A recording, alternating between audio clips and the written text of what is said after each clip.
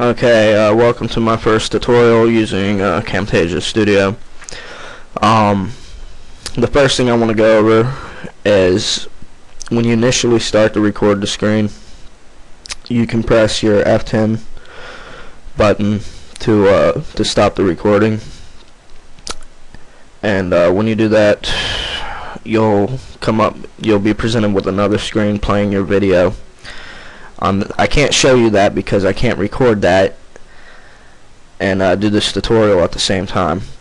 But what I want to let you know is that when you click save to save that video, it gives you two options, two different formats of saving it. One is as a cam recorded video, which is a file used by Camtasia to go back and edit it later, and the other one is just a raw AVI file that you can send off to your friends to share, and it's unedited.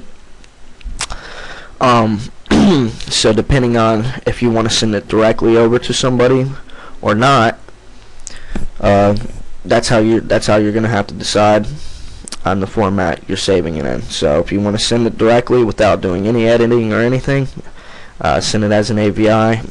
If you want to store it, load it later, edit it up, then save it as a cam recorded video.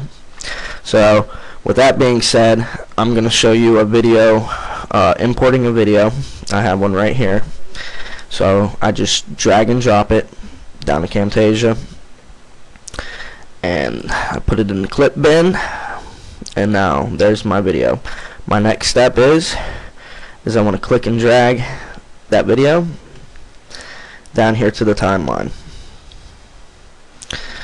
Now it's going to ask me for the dimensions I want editing this video. There's a lot of different options here. Some HD, if I want it on a CD. Basically, it just changes the aspect ratio and quality. It doesn't change the format really. I mean, it might change it from an MP4 to an AVI or WMV, but that's something for you to play with yourself, and everybody should already know that if they're using this software. So I use YouTube. Click OK. So over here in the preview section, I'm going to go ahead and press the rewind button, take it back to the beginning. Then I can play my video if I want to, and I can see what I got on my video.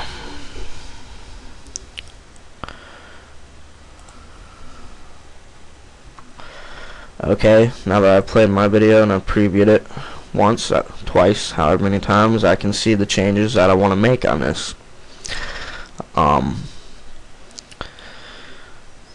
First thing I want to do is go to the edit, zoom and pan. So this starts me off on the timeline at the very first frame. So if I change this square here, this is going to be my viewing area for the movie. So if I change this here, then it's going to add a keyframe on the timeline. So say I want it to be this big, focused here. What it's going to do is it's going to add a keyframe. This little diamond is called a keyframe, and it's going to add it at this point in the timeline. And if you go up here, you're going to see that at 0 seconds it's going to instantly zoom to this section here, and you can edit this if you want.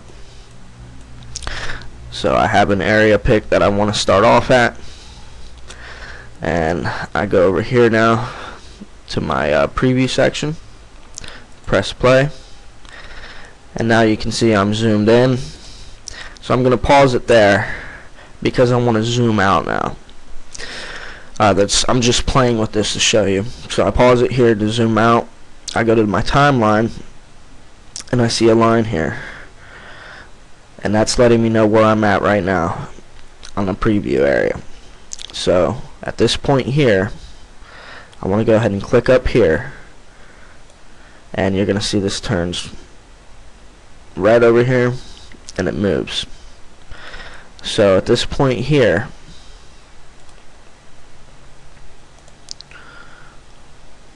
what I want to do is I want to go ahead and move my box over, and I want to zoom out,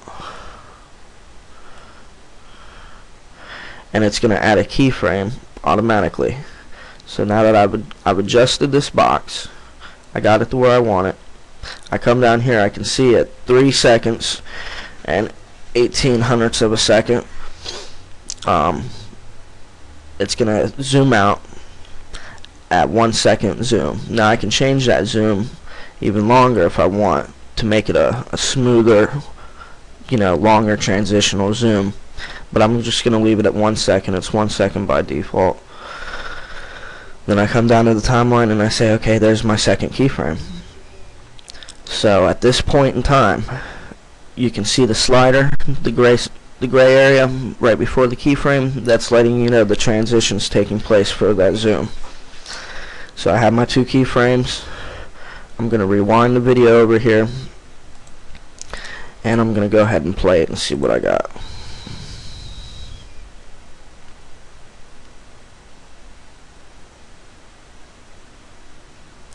Okay, one more time.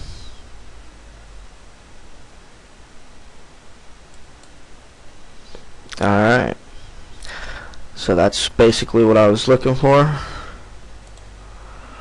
and what I can do even further is, if I know there's a point in the timeline that I want to change, I can go ahead and click.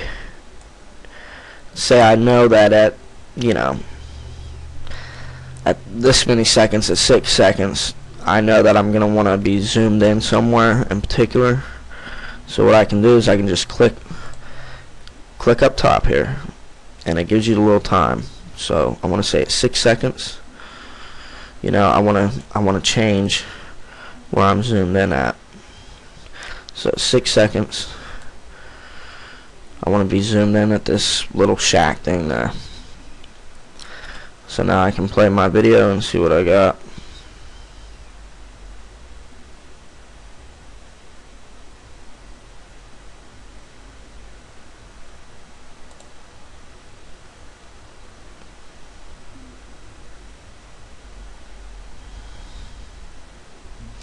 Okay, so I got all the effects that I wanted on this.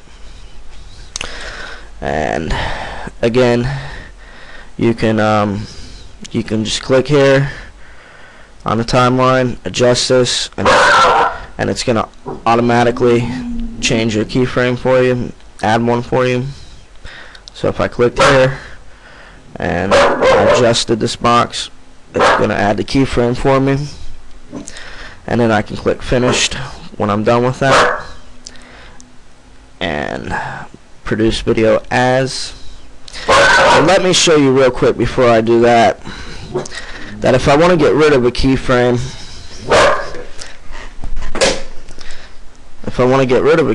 all I have to do is click on the said keyframe and hit the remove the selected keyframe button, and it asks me, am I sure? And I say yes. So a lot of this really is just taking the time to get to know the software that you're working with. But I know a lot of people were wanting to know how I do the zoom in and out effects when I'm doing my tutorial, because it's a lot easier to zoom to show the text. So that's basically how I've been doing it. So I click finish, produce video as. I select it's a video for YouTube that I want, and then I hit next, go through all the little steps. See, you can change the name of the video you want, you can change the folder it saves it to, and it gives you all these little options. Take the time to get to know them, read them, and then it's going to start rendering your video, and you're done. So if there's no more requests on this, I'm going to leave this Camtasia where it's at. If anybody has any requests, well, feel free to ask, and I'll show you some different effects you can do, maybe some color correction and stuff like that. Thank you.